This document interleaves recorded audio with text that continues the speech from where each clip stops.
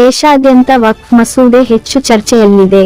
ಈ ನಡುವೆ ಆಂಧ್ರ ಪ್ರದೇಶ ಸರ್ಕಾರವು ವಕ್ಫ್ ಬೋರ್ಡನ್ನೇ ವಜಾಗೊಳಿಸಿದೆ ಎನ್ನುವ ಮಾಹಿತಿ ಲಭ್ಯವಾಗಿದೆ. ಆಂಧ್ರ ಪ್ರದೇಶ ಸರ್ಕಾರ ಸಂವೇದನಾಶೀಲ ನಿರ್ಧಾರ ಕೈಗೊಂಡಿದೆ. ಶನಿವಾರ ವಕ್ಫ್ ಮಂಡಳಿಯನ್ನು ರದ್ದುಗೊಳಿಸಿ ಆದೇಶ ಹೊರಡಿಸಿದೆ. ರಾಜ್ಯದಲ್ಲಿ ವಕ್ಫ್ ಬೋರ್ಡ್ ಆಸ್ತಿಗಳ ರಕ್ಷಣೆಗೆ ಕ್ರಮ ಕೈಗೊಳ್ಳಲಾಗಿದೆ ಎಂದು ಸರ್ಕಾರ ಹೇಳಿದೆ. ಸದ್ಯದಲ್ಲೇ ನೂತನ ವಕ್ಫ್ ಬೋರ್ಡ್ ನೇಮಕಕ್ಕೆ ಕಸರತ್ತು ನಡೆಸುತ್ತಿದ್ದಾರೆ ಎಂದು ತಿಳಿದು ಬಂದಿದೆ. ಜಗನ್ ಸರ್ಕಾರವು ವಕ್ಫ್ ಬೋರ್ಡ್ ಅನ್ನು ಸ್ಥಾಪಿಸುವಾಗ JV-47 ಅನ್ನು ಹೊರಡಿಸಿತು.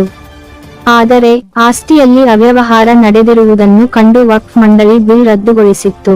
ಅಲ್ಲದೆ ವಕ್ಫ್ ಬೋರ್ಡ್ ಜಮೀನುಗಳಿಗೆ ಸಂಬಂಧಿಸಿದಂತೆ ಕೇಂದ್ರ ಸರ್ಕಾರ ಇತ್ತೀಚೆಗೆ ಸಂಸತ್ತಿನ ಮುಂದೆ ತಿದ್ದುಪಡಿ ಮಸೂದೆಯನ್ನು ತಂದಿದೆ. ಸಮ್ಮಿಶ್ರ ಪಕ್ಷಗಳು ಈ ಮಸೂದೆಯನ್ನು ಬೆಂಬಲಿಸಿದರೆ ವಿರೋಧ ಪಕ್ಷಗಳು ಇದನ್ನು ವಿರೋಧಿಸಿದವು. ಎಪಿಯಲ್ಲಿ ಈ ಮಸೂದೆಗೆ YCP ವಿರೋಧ ವ್ಯಕ್ತಪಡಿಸಿದೆ. ಕಳೆದ ವರ್ಷ ಅಕ್ಟೋಬರ್ 21 ರಂದು ಹಿಂದಿನ ಸರ್ಕಾರವು ಮಂಡಳಿಯ ಸದಸ್ಯರ ನಾಮನಿರ್ದೇಶನವನ್ನು ಪ್ರಶ್ನಿಸಿ ಸಲ್ಲಿಸಿದ ಅರ್ಜಿಯ ನಂತರ ವಕ್ಫ್ ಮಂಡಳಿಯ ಅಧ್ಯಕ್ಷರ ನೇಮಕಾತಿ ಪ್ರಕ್ರಿಯೆಯನ್ನು ಸ್ಥಗಿತಗೊಳಿಸಿ ಹೈಕೋರ್ಟ್ ಮಧ್ಯಂತರ ಆದೇಶಗಳನ್ನು ನೀಡಿದೆ ಎಂದು ಸಚಿವ ಫಾರೂಕ್ ಸ್ಪಷ್ಟಪಡಿಸಿದರು. ನ್ಯಾಯಾಂಗ ಅಧಿಕಾರಿಗಳ ನಿವೃತ್ತಿ ವಯಸ್ಸನ್ನು 61 ವರ್ಷಕ್ಕೆ ಹೆಚ್ಚಿಸುವ ಕಾನೂನಿಗೆ ತಿದ್ದುಪಡಿಯನ್ನು ಅಂಗೀಕರಿಸಲಾಯಿತು. ಈ ನಿಟ್ಟಿನಲ್ಲಿ ತಿದ್ದುಪಡಿ ಕಾಯ್ದೆಯನ್ನು ಗೆಜೆಟ್ನಲ್ಲಿ ಪ್ರಕಟಿಸಲು ಕಾನೂನು ಇಲಾಖೆ ಆದೇಶ ಹೊರಡಿಸಿದೆ. ಇದೇ ವೇಳೆ ರಾಜ್ಯದಲ್ಲಿ ನ್ಯಾಯಾಂಗ ಅಧಿಕಾರಿಗಳ ನಿವೃತ್ತಿ ವಯಸ್ಸನ್ನು 60 ರಿಂದ 61ಕ್ಕೆ ಏರಿಸಲು ಸರ್ಕಾರ ನಿರ್ಧಾರ ಕೈಗೊಂಡಿದೆ.